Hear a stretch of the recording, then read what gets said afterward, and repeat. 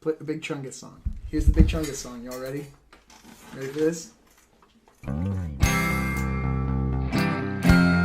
Here's a Big Chungus. It's a Big Chungus. It's a Big Chungus. It's a property song. It's a Big Chungus song. Yeah. I don't know why you guys are still watching. I don't want to be watching. I don't want to watch this. Good morning, Quackhawks. It is Wednesday, March 25th. We are halfway through our first week, and I'm gonna be honest, I'm getting kind of lonely. I got a text message from a friend of mine that's actually a really old friend of mine that I hadn't heard from in a long time, and it suddenly struck me that, like, I haven't talked to a lot of people, like actual people. There are some people who are like coworkers that I've heard from and interacted with, but when I talk about friends, I haven't really been interacting with friends for really a couple of years.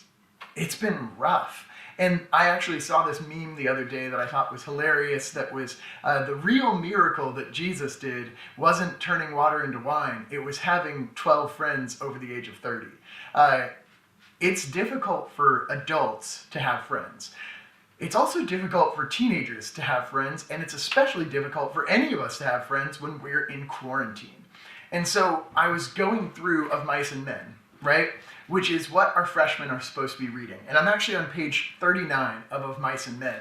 And I recognized how deeply this friendship relationship between George and Lenny really is developing the entire plot. What does it mean to be a friend? What does it mean to love somebody as a friend? And how does friendship actually define who we are? I think that friendship is more responsible for our narrative than we realize. So when we tell stories about our own memories and who we are through our own memories, it's easy for us to think, wow, I'm a pretty awesome person. I did all of this amazing stuff. I'm looking back through these rose-colored glasses. Hindsight is 20/20. All sorts of other terrible metaphors and cliches. I'm looking back and I'm thinking to myself, I'm a pretty all right person.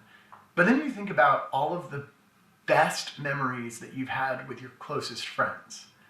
They weren't always about how great of a person your close friend was. In fact, the things that make you laugh the most oftentimes are the moments where somebody messed up and you're all just laughing at the fact that it's ridiculous that you even made it this far, right? Friends have a way of illustrating another part of your life, putting light into that part of your life, and making you realize the darkest parts of who you are, the things you don't want to accept, other people are willing to accept. And so we look at this balance between friendship and love within Of Mice and Men, and what it means to hold somebody closely. And I look at page 39. George spoke proudly. Just tell Lenny what to do, and he'll do it. If it don't take no figuring. He can't think of nothing to do himself, but he sure can take orders. There was a clang of horseshoe on iron stake outside and a little cheer of voices. Slim moved back slightly so the light was not on his face. Funny how you and him string along together. It was Slim's calm invitation to confidence.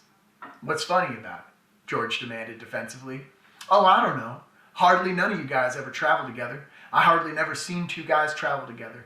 You know how the hands are. They just come in and get their bunk and work a month, and then they quit and go out alone. Never seem to give a damn about nobody. It just seems kind of funny, a cuckoo like him and a smart guy like you traveling together. He ain't no cuckoo, said George. He's dumb as hell, but he ain't crazy. And I ain't so bright neither, or I wouldn't be bucking barley for my 50 and found. If I was bright, if I was even a little bit smart, I'd have my own little place. And I'd be bringing in my own crops instead of doing all the work and not getting what's come up out of the ground. George fell silent. He wanted to talk. Slim neither encouraged nor discouraged him. He just sat back quiet and receptive. It ain't so funny, him and me going around together, George said at last. Him and me was both born in Auburn. I knowed his Aunt Clara. She took him when he was a baby and raised him up. When his Aunt Clara died, Lenny just come along with me. Out working. Got to kind of used to each other after a little while. Said Slim. George looked over at Slim and saw the calm, godlike eyes fastened on him. Funny, said George. I used to have a hell of a lot of fun with him. Used to play jokes on him because he was too dumb to take care of himself. But he was too dumb even to know he had a joke played on him. I had fun. Made me seem goddamn smart alongside of him. Why'd he do any damn thing I told him? If I told him to walk over a cliff, over he'd go. That wasn't so damn much fun after a while. He never got mad about it neither. I've beat the hell out of him. And he could have bust every bone in my body just with his hands. But he never lifted a finger against me. George's voice was taking off on the tone of confession. Tell you what, made me stop that. One day a bunch of guys were standing around up on the Sacramento River. I was feeling pretty smart. I turns to Lenny and says, jump in. And he jumps. Couldn't swim a stroke. He damn near drowned before we would get him. And he was so damn nice to me for pulling him out. Clean forgot I told him to jump in. Well, I ain't done nothing like that no more. Notice how in this scene, the interactions between George and Lenny, the way that George is talking about Lenny, the memories that they share together aren't necessarily positive memories. One of the things that shapes his view of Lenny so much is the fact that he asked Lenny to jump in a river, and he did, nearly killing himself, right? This shaped the character of Lenny in George's head, and it's also shaping the character of Lenny in our own heads. As we're reading this, we're recognizing that Lenny is a very kind and compassionate person, not necessarily an idiot. And so where Lenny might view himself as stupid, or how others might view Lenny as stupid, his friends are helping to illuminate that part of him, and they change it. They help him to see that what stupid looks like to other people is actually compassion, willingness, and loyalty. And those things are good things. And seeing that through the lens of George helps us to better understand who Lenny is. And the power of them both being together isn't to hide their weaknesses, but rather to bring light to their weaknesses so that they can see the best parts of them. So, I think friends play a very significant role in how we understand ourselves. And after getting that text message, I realized just how much I had separated out from my friends. So, I want to give you guys a challenge, and it's a challenge I will take for the next 5 weeks. We're in quarantine. We might get out of quarantine at the end of that 5 weeks, but let's imagine that we don't. For the next 5 weeks, I want you to find one friend, and I want you to reach out to them. I want you to ask them, what is their favorite memory of you? How does that memory shape who you are and how you understand yourself? So just ask them simply, what's your favorite memory with me?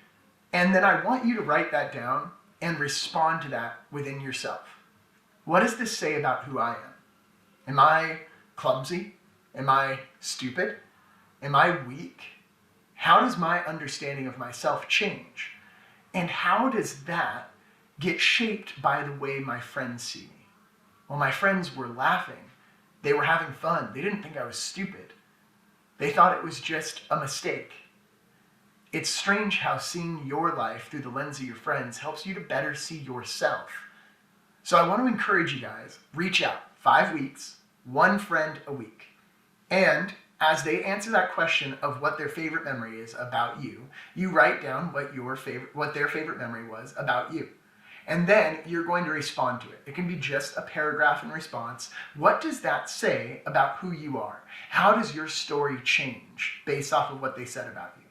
I'll do the same, but instead of writing it down, I'm going to make a video journal.